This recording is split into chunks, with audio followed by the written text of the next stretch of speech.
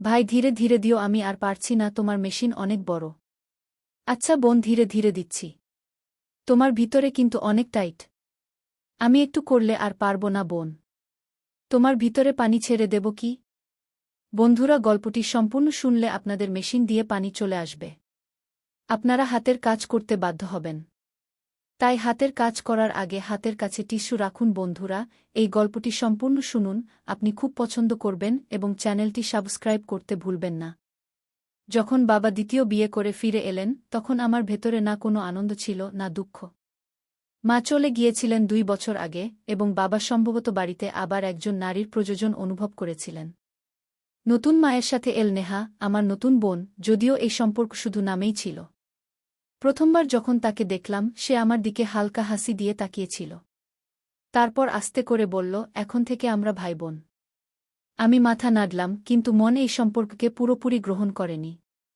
শুরুতে আমাদের মধ্যে বেশি কথা হতো না, কিন্তু ধীরে ধীরে সে প্রতিটি ছোট জিনিসে আমাকে জড়াতে শুরু করল। কখনো তার বই দেখাত, কখনো চুলের স্টাইলের উপর মতামত চাইত, কখনো নির্ভোজে ঘরে চলে আসত, কখনো আমার মোবাইলের স্ক্রিনে উকি দিত। তার এই নির্ভীক ঘনিষ্ঠতা আমাকে অস্বস্তি করত, আবার অদ্ভুতভাবে ভালো লাগত। সেই সন্ধ্যাজও কিছু এমনই ঘটল। আমি আমার ঘরে পড়াশোনা করছিলাম, সে ভেতরে এল। আমার চেয়ারের পিছনে দাঁড়াল, তারপর চুলের বেনিতে হাত বুলাল এবং আমার দিকে তাকিয়ে বলল, আমার বেনি খুলে দাও না, খুব টাইট করে বাঁধা। আমি বই থেকে চোখ সরিয়ে তাকে দেখলাম। সে হালকা হাসছিল, কিন্তু চোখে ছিল আরও কিছু, সম্ভবত এমন কিছু যা আমি বুঝতে চাইনি। মাম্মি এত টাইট করে বেঁধে দিয়েছে যে মাথা ব্যথা করছে। সে আস্তে করে মাথা নাড়ল এবং আমার চেয়ারের পাশে নিচে বসে গেল, পিঠ আমার দিকে করে। আমি দ্বিধায় তার চুলের বেনিতে আঙুল দিলাম। আঙুলের নিচে তার গরম গলার অনুভূতি ছিল, যেখান থেকে হালকা সুবাস উঠছিল, কিছু পরিচিত কিন্তু অজানা। যেই আমি তার বেনি খুললাম, তার ঘন চুল কাঁধে ছড়িয়ে পড়ল। সে হালকা করে মাথা নাড়ল, যেন কোনো বোঝা নাম। তারপর সে আমার দিকে ঘুরল, আমার চোখে কিছুক্ষণ তাকিয়ে থাকল, তারপর হাসতে হাসতে বলল, এখন ভাল লাগছে। সেই মুহূর্তে কিছু অদ্ভুত ঘটল। সে শুধু আমার বোন বলে মনে হচ্ছিল না, সে ছিল আরও কিছু, যা বোঝার বাইরে। সেই রাতে আমার ঘুম এল না। নেহার সেই হাসি, তার খোলা চুলের হালকা সুবাস এবং তার চোখের সেই অদ্ভুত কোমলতা, সব কিছু মাথায় ঘুরছিল। পরের দিন যখন কলেজ থেকে ফিরলাম, দেখলাম নেহা তার ঘরে কিছু খুঁজছে।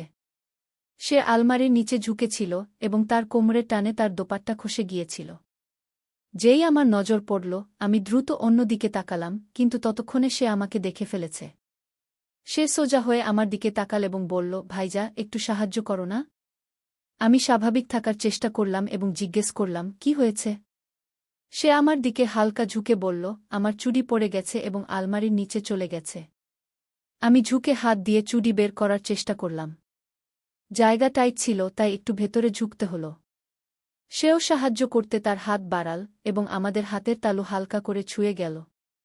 তার গরম হাতের স্পর্শে আমার শরীরে একটু শিহরণ ছুটে গেল। আমি চুড়ি ধরে তার দিকে বাড়িয়ে দিলাম এবং বললাম, পেয়ে গেছি। সে আমার আঙুল থেকে চুড়ি নিতে গিয়ে আমার চোখে তাকাল, তারপর হাসতে হাসতে বলল, থ্যাংক ইউ ভাইজা। তার কণ্ঠে এমন কিছু ছিল যা আমার হৃদয়ের গতি বাড়িয়ে দিল। আমি সেখান থেকে দ্রুত বেরিয়ে এলাম, কিন্তু এখন আমি অনুভব করছিলাম যে কিছু পরিবর্তন হচ্ছে। রাত প্রায় 1-1টা বাজে। আমি আমার ঘরে শুয়ে বই পড়ছিলাম, কিন্তু মন বারবার ঘুরছিল। মাথায় অনাকাঙ্ক্ষিত চিন্তা ঘুরছিল এবং সেই চিন্তাগুলোর মধ্যে নেহার মুখও ছিল। যেদিন থেকে তার চোখে সেই অকথিত অনুভূতি দেখেছি, সেদিন থেকে মনে এক অদ্ভুত অস্থিরতা তৈরি হয়েছে। হঠাৎ দরজায় হালকা কড়া নাড়া শুনলাম।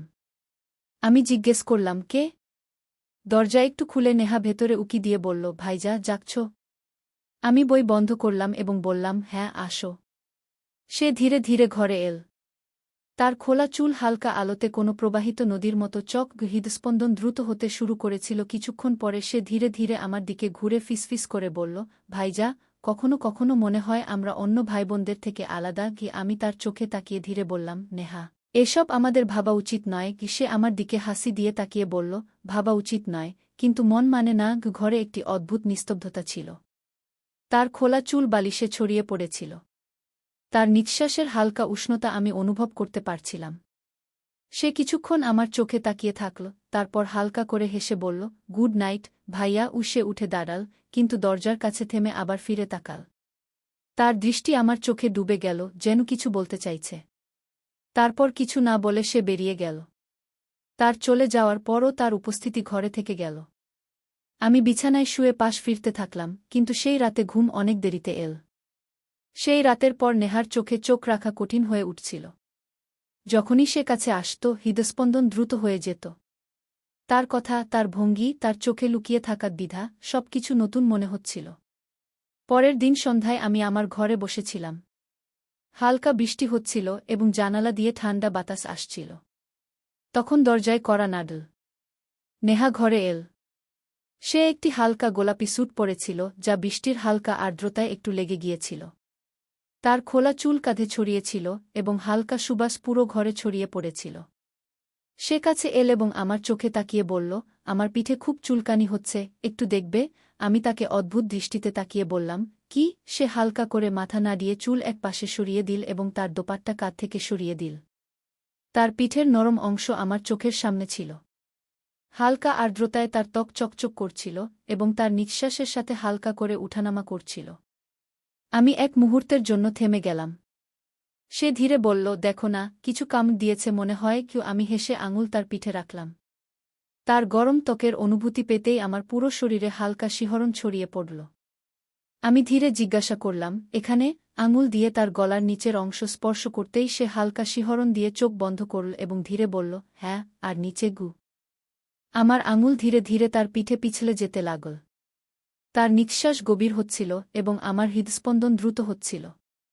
আমি ধীরে জিজ্ঞাসা করলাম, এখন ভাল লাগছে? সে আমার দিকে হালকা করে মাথা ঘুরাল, চোখে একটি অদ্ভুত দীপ্তি ছিল।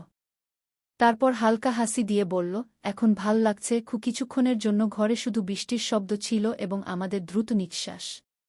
সে ধীরে উঠে দাঁড়াল, চুল ঠিক করল এবং দরজার দিকে এগিয়ে গেল। কিন্তু যাওয়ার আগে এক মুহূর্তের জন্য থেমে হালকা হাসি দিয়ে আমার দিকে তাকাল এবং ধীরে বলল, আগামীকাল আবার তোমার প্রয়োজন হতে পারে। সে চলে যেতেই আমি গভীর শ্বাস নিলাম। তার গরম স্পর্শের অনুভূতি তখনও আমার আঙুলে ছিল। তারপর থেকে আমার ভেতর একটি অদ্ভুত অস্থিরতা থেকে গেল। নেহার এভাবে কাছে আসা, তার গরম নিঃশ্বাসের হালকা স্পর্শ এবং তার পিঠে আমার হাতের থেমে যাওয়া, সবকিছু মাথায় ঘুরতে থাকল। পরের দিন দুপুরে আমি আমার ঘরে বসেছিলাম।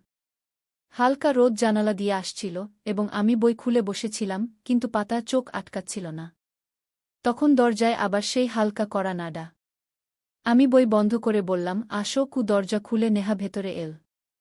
তার হাতে একটি তোয়ালে ছিল এবং চুল হালকা ভেজা ছিল। সম্ভবত সে তখনই গোসল করেছিল।